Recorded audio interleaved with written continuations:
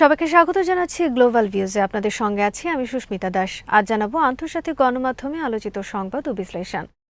নৌ অবরোধের নামে যুক্তরাষ্ট্রের চলমান সামুদ্রিক দস্যুতার বিরুদ্ধে খুব শিগগিরই নজিরবিহীন ব্যবস্থা গ্রহণ করা হবে।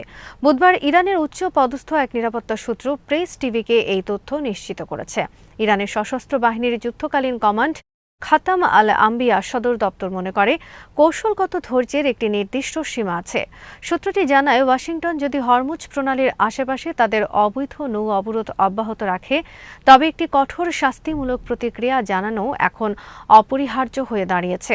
ওই কর্মকর্তা বলেন, সাম্প্রতিক যুদ্ধে ইরান প্রমাণ করেছে যুক্তরাষ্ট্র এখন আর কোনো নিষ্ক্রিয় প্রতিপক্ষের মুখোমুখি নয়। নিরাপত্তা সূত্রটি জানায়, এতদিন সশস্ত্র বাহিনীর পক্ষ থেকে যে সংযম দেখানো হয়েছে তার মূল উদ্দেশ্য ছিল কূটনীতিকে একটি সুযোগ দেয়া। যুক্তরাষ্ট্র যেন ইরানের শর্তগুলো বুঝতে পারে এবং যুদ্ধ স্থায়ীভাবে বন্ধের পথ বেছে নেয়, সেজন্যই এই সুযোগ দেওয়া হয়েছিল। এই বিরতি দেওয়া হয়েছিল যাতে প্রেসিডেন্ট ডোনাল্ড ট্রাম্প যুক্তরাষ্ট্রকে বর্তমান চোরাবালি থেকে টেনে বের করার একটি সুযোগ পান। ওই কর্মকর্তা সতর্ক করে বলেন, যদি মার্কিন জেদ এবং বিভ্রান্তি অব্যাহত থাকে এবং ইরানের শর্তগুলো প্রত্যাখ্যাত হয় তবে এই নৌ অবরোধের বিপরীতে শত্রুদের খুব শিগগিরই ভিন্ন ধরনের প্রতিক্রিয়ার মুখোমুখি হতে হবে। হরমুজ প্রণালী বন্ধের অর্থনৈতিক প্রভাব সম্পর্কে তিনি বলেন, যদিও এ ধরনের পদক্ষেপ ইরান সহ সব দেশের উপর প্রভাব ফেলবে, তবে ইরান অনেক বেশি সহনশীল। কারণ হিসেবে তিনি উল্লেখ করেন, তাদের দশকব্যাপী নিষেধাজ্ঞা এড়ানোর অভিজ্ঞতা রয়েছে, হাজার হাজার কিলোমিটার দীর্ঘ স্থল সীমান্ত রয়েছে এবং সামুদ্রিক অবরোধ মোকাবেলায় আগে থেকেই বিশেষ ব্যবস্থা নিয়েছিল তেহরান। নিরাপত্তা সূত্রটি ইরান ও যুক্তরাষ্ট্রের জনমতের একটি তুলনামূলক চিত্র তুলে ধরেন। তিনি বলেন, ইরানের জনগণ বর্তমান পরিস্থিতির জন্য সরাসরি যুক্তরাষ্ট্রকে দায়ী মনে করে। অন্যদিকে যুক্তরাষ্ট্রের সাধারণ মানুষ তাদের সরকারের পাশে নেই, বরং তারা বিনা উস্কানিতে ইরানের ওপর এই যুদ্ধ এবং এর পরিণতির জন্য বর্তমান প্রশাসনকেই দায়ী করছে। ইরানের নৌবাহিনী প্রধান রিয়ার অ্যাডমিরাল শাহরাম ইরানি হুঁশিয়ারি দিয়ে বলেছেন, শত্রুপক্ষ যে অস্ত্রকে সবথেকে বেশি ভয় পায় সেই অস্ত্র দিয়ে খুব শিগগিরই তাদের মোকাবেলা করবে ইরান। শত্রুর অত্যন্ত কাছেই সেই বিশেষ অস্ত্র রয়েছে উল্লেখ করে অ্যাডমিরাল ইরানি ঠাট্টার ছলে বলেন, আমি আশা করি সেটি দেখে তাদের হার্ট অ্যাটাক হবে না। বুধবার তিনি বলেন, শত্রুরা ভুলবশত ভেবেছিল বিনা উস্কানিতে ইরানের ওপর চালানো সাম্প্রতিক আগ্রাসনে তারা খুব দ্রুত ফলাফল পাবে, কিন্তু তাদের সেই ধারণা এখন সামরিক একাডেমিগুলোতে স্রেফ কৌতুক হিসেবে গণ্য হচ্ছে। আগ্রাসনের বিরুদ্ধে ইরানের নৌবাহিনীর পাল্টা অভিযানের বিবরণ দিতে গিয়ে তিনি জানান, মার্কিন বিমানবাহী রণতরী আব্রাহাম লিঙ্কন এর ওপর অন্তত 7 বার ক্ষেপণাস্ত্র হামলা চালানো হয়েছে। এই হামলার ফলে একটি নির্দিষ্ট সময় পর্যন্ত ওই রণতরী থেকে কোনো বিমান উড্ডয়ন বা আকাশপথে অভিযান পরিচালনা করা যুক্তরাষ্ট্রের জন্য অসম্ভব হয়ে পড়েছিল। অ্যাডমিরাল ইরানি বলেন, যুক্তরাষ্ট্র প্রথমে নৌ ইউনিট থেকে ইরানের ভূখণ্ডে ক্ষেপণাস্ত্র হামলা শুরু করলেও পরবর্তীতে আরও ডিস্ট্রয়ার নামাতে বাধ্য হয়। তারপরও তারা এখন স্থবির হয়ে পড়েছে। ইরানের পাল্টা ব্যবস্থার অংশ হিসেবে কৌশলগত হরমুজ প্রণালী শত্রু এবং তাদের মিত্রদের জাহাজের জন্য বন্ধ করে দেওয়া হয়েছে। এছাড়া ইরানের বন্দর ও জাহাজের ওপর যুক্তরাষ্ট্রের নৌ অবরোধের প্রতিক্রিয়ায় এই জলপথে চলাচলের জন্য কঠোর শর্ত আরোপ করা হয়েছে। এখন থেকে এই পথ দিয়ে জাহাজ চলাচলের জন্য সংশ্লিষ্ট ইরানি কর্তৃপক্ষের অনুমতি নেওয়া বাধ্যতামূলক। নৌপ্রধান স্পষ্ট করে বলেন, আমরা আরব সাগর থেকেই হরমুজ প্রণালী বন্ধ করে দিয়েছে। তারা যদি আরও কাছে আসার চেষ্টা করে তবে আমরা দেরি না করে সরাসরি অপারেশনাল অ্যাকশন নেব। তিনি আরও জানান, মার্কিন অবরোধের পরও ইরানের বন্দর থেকে কিছু জাহাজ ছেড়ে গেছে এবং কিছু জাহাজ গন্তব্যে পৌঁছাতে সক্ষম হয়েছে। নৌবাহিনী প্রধান দৃঢ় প্রত্যয় ব্যক্ত করে বলেন, দেশের শহীদদের রক্তের প্রতিশোধ নিতে ইরানের সশস্ত্র বাহিনী অঙ্গীকারবদ্ধ। আমরা শেষ রক্তবিন্দু পর্যন্ত লড়ে যাব এবং তাদের ওপর এমন আঘাত হানব যা তাদের চরম অনুশোচনায় ফেলবে।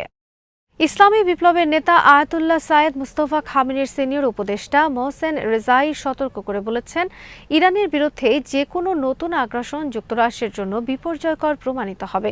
ইসলামী বিপ্লবী গার্ড বাহিনী বা আইআরজিসির সাবেক প্রধান কমান্ডার মোহসেন রেজাই বুধবার এক বক্তব্যে বলেন, ইতিহাস এটি লিখে রাখবে যে ইরানি জাতি পারস্য উপসাগর এবং ওমান সাগরে মার্কিন পরাশক্তিকে ডুবিয়ে দিয়েছে। তিনি উল্লেখ করেন, মার্কিন সামরিক কর্মকর্তারা নিজেরাই এখন সতর্কতা দিচ্ছে। রেজার ভাষ্যমতে মার্কিন সামরিক কর্মীরা হুঁশিয়ারি দিচ্ছেন যে যদি তাদের দেশ এই যুদ্ধ চালিয়ে যায় তবে তাদের রণতরীগুলো নিমজ্জিত হওয়ার এবং বিপুল সংখ্যক সৈন্য নিহত হওয়ার প্রবল আশঙ্কা রয়েছে।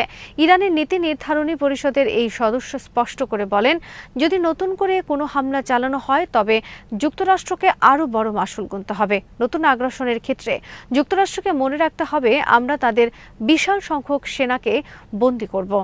যুক্তরাষ্ট্রের সম্ভাব্য বিশাল মানবিক ও বস্তুগত ক্ষয়ক্ষতির বিষয়ে মোহসেন রেজাইর এই মন্তব্য এমন এক সময় এলো যখন খোদ মার্কিন কর্মকর্তারাই স্বীকার করছেন, এত আগ্রাসনের পরেও ইরানের সামরিক সক্ষমতার একটি বড় অংশ অক্ষুণ্ণ রয়েছে।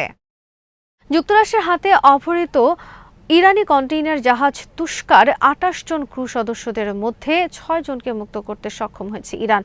বুধবার ইরানের বার্তা সংস্থা তাসনিম এই তথ্য নিশ্চিত করেছে। সম্প্রতি এক প্রকাশ্য জলদস্যুতার ঘটনায় মার্কিন প্রশাসন ২৮ জন ইরানি ক্রু সহ ইরানগামী জাহাজ তুস্কা হাইজ্যাক করে। তাসনিমের প্রতিবেদন অনুযায়ী ইরানের জোরদার প্রচেষ্টায় প্রথম পর্যায়ে ৬ জন ক্রু মুক্তি পেয়েছেন এবং তারা বর্তমানে ইরানে অবস্থান করছেন। তবে বাকি ২২ জন ক্রু এখনও মার্কিন প্রশাসনের হাতে জিম্মি রয়েছেন, যাদের মুক্ত করতে কূটনৈতিক ও অন্যান্য চ্যানেলে ইরানের তৎপরতা অব্যাহত রয়েছে। ইরানের খাতাম আল আম্বিয়া কেন্দ্রীয় সদর দপ্তর আগে এক বিবৃতিতে জানিয়েছিল, ওমান উপসাগরে তুস্কা জাহাজের ওপর মার্কিন হামলার বিপরীতে সামরিক প্রতিশোধ আপাতত স্থগিত রাখা হয়েছে। এর মূল কারণ ছিল জাহাজে থাকা ক্রু সদস্য এবং তাদের পরিবারের নিরাপত্তা নিশ্চিত করা। বিবৃতিতে আরও বলা হয়, ক্রু এবং তাদের পরিবারের নিরাপত্তা পুরোপুরি নিশ্চিত হওয়ার পর ইরানের সশস্ত্র বাহিনী মার্কিন সামরিক বাহিনীর বিরুদ্ধে প্রয়োজনীয় ব্যবস্থা গ্রহণ করবে। চীন থেকে ইরান আসার পথে ওমান উপসাগরে মার্কিন নৌবাহিনী কন্টেইনার জাহাজ তুস্কার ওপর হামলা চালায় এবং জাহাজটির নিয়ন্ত্রণ নেয়। মার্কিন সেন্ট্রাল কমান্ড বলেছে, জাহাজটি বন্দর আব্বাসের দিকে যাচ্ছিল এবং ৬ ঘন্টা ধরে ইঞ্জিন রুম খালি করার বারবার সতর্কবার্তা দিলেও তারা তা উপেক্ষা করেছিল। মার্কিন হামলার পরপরই ইরান ওই এলাকায় অবস্থানরত বেশ কয়েকটি মার্কিন সামরিক রণতরী লক্ষ্য করে ড্রোন হামলা চালিয়ে এর প্রাথমিক জবাব দেয়। বর্তমানে বাকি জিম্মিদের মুক্তির বিষয়টি সর্বোচ্চ গুরুত্ব দিয়ে দেখছে তেহরান। হরমুজ প্রণালী দিয়ে আন্তর্জাতিক জ্বালানি পরিবহন ব্যাহত হওয়ার জন্য সরাসরি যুক্তরাষ্ট্র ও ইসরায়েলি জোটকে দায়ী করেছে রাশিয়া।